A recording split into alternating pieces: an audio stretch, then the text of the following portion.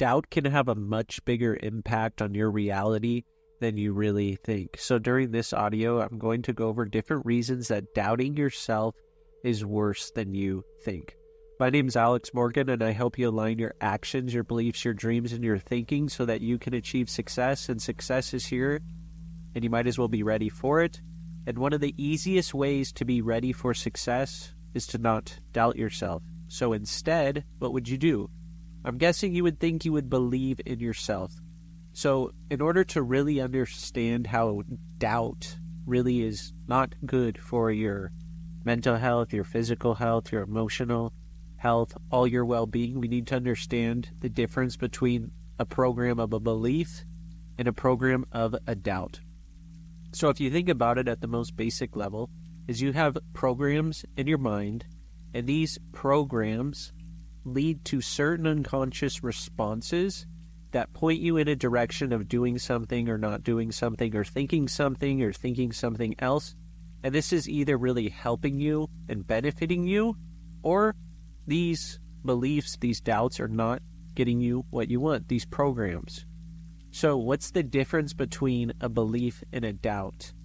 There's probably many definitions out there. However, this is one that I think is super important to understand, and probably one that you have not heard of. A belief is a tool to install a mental program, where doubt is a tool to remove a program. So if you think about it, when you were born, at any time from the age of 0 to 7, you were walking around your reality like a little unconscious mind, soaking up everything like a sponge. And when you were born limitless. You fully believed in yourself. You thought anything was possible. Your imagination is running wild. You were so creative. You were so intuitive.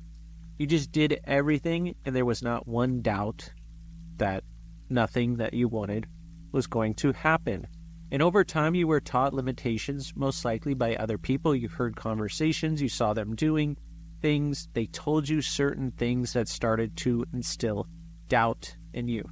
So do you ever remember something that you did as a little child and you just did it so well? Then all of a sudden, when you grew up and you became an adult, you started doubting doing that same thing. Usually as a child, you go up and you just talk to anyone. You're not so shy. You just look at everyone. You talk to everyone. You're so happy to share the toy that you have, share something that you learned that day. And then as an adult, people start doubting themselves, and they start thinking to themselves, I can't talk to people this same way. I can't start a conversation. I get nervous. I get shy. I get anxiety. I have stress. So what happened? This person started to have doubt creep in their mind. And what did this doubt do? It uninstalled the program. It got rid of that mental program in their mind. It removed this program that they could talk to people easily and effortlessly, automatic and naturally. If you think about it, you have that program in your mind still. It is easy to talk to anyone and everyone and anyone if that's what you want to do. However, doubt uninstalled that mental program for you. It removed it. You use the tool of doubt in your mind to do this. So at the most basic level, this is the difference between a belief and a doubt with an example. However, doubt does so many different things, and it doesn't allow you to get what you want. So let's look at some of the reasons why doubt is probably much worse than you think. So if you're doubting yourself, think for the rest of this, when you hear these things that you want to believe in yourself, you want a tool to install a program, to keep that wonderful belief in yourself, that program. You want that to be running in your mind. One of the things that doubt does, when you have self-doubt, it often leads to overwhelm and overthinking. The problem with this is it really affects your decision making. The more you're overwhelmed, the more that you overthink, it's going to be more difficult to make decisions confidently, and maybe you don't make any decisions at all. And so what is this going to do? This is going to cause you to maybe miss opportunities. It's going to delay your progress, because if you think about it, all the decisions that you've made, they've gotten you to this point. That's why I never say I don't necessarily regret anything that happened. because everything that I've done to now, every decision I make, it got me to where I am now. However, if I'm not making good decisions and decisions with confidence and I'm doubting myself instead, this is going to more keep me stuck in the same place. It's not going to progress me forward. So when you have self-doubt, you're not going to be making the decisions that you probably want to make. And you may think and look back and go, oh, I wish I would have decided that instead. So make confident decisions. Don't have that program in your mind. Don't allow doubt to remove that program in your mind that you make really good decisions. The other thing doubt does is it undermines your potential. When you doubt yourself, you're less likely to take risks. So you're less likely to go into the hyper growth zone, something I talk about here.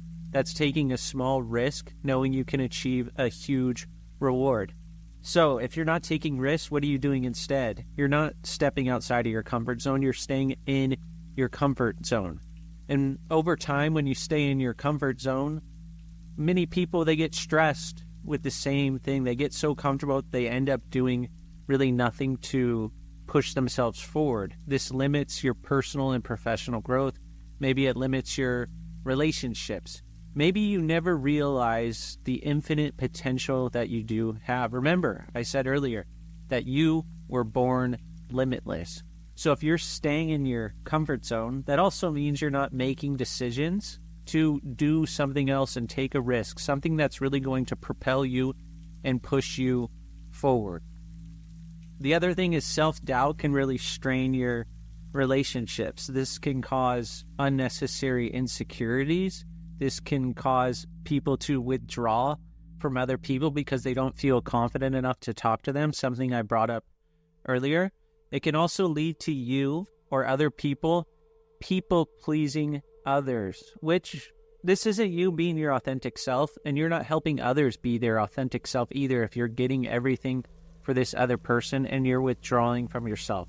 So when you have self-doubt, it may damage your relationships because what are you really doing?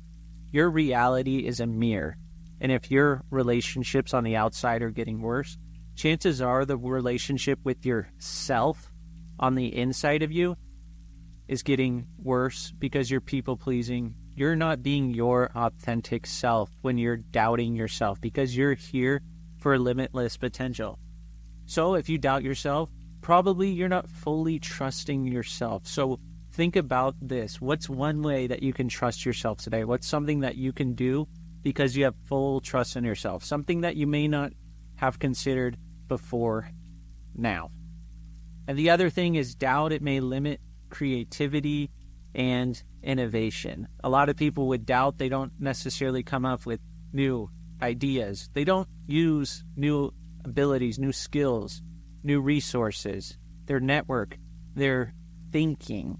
They don't have a willingness to experiment. They're not even that curious. I always say on the first day of my training, the two things that people should do is they should be really, really curious about other things, about anything, and they should have a willingness to experiment.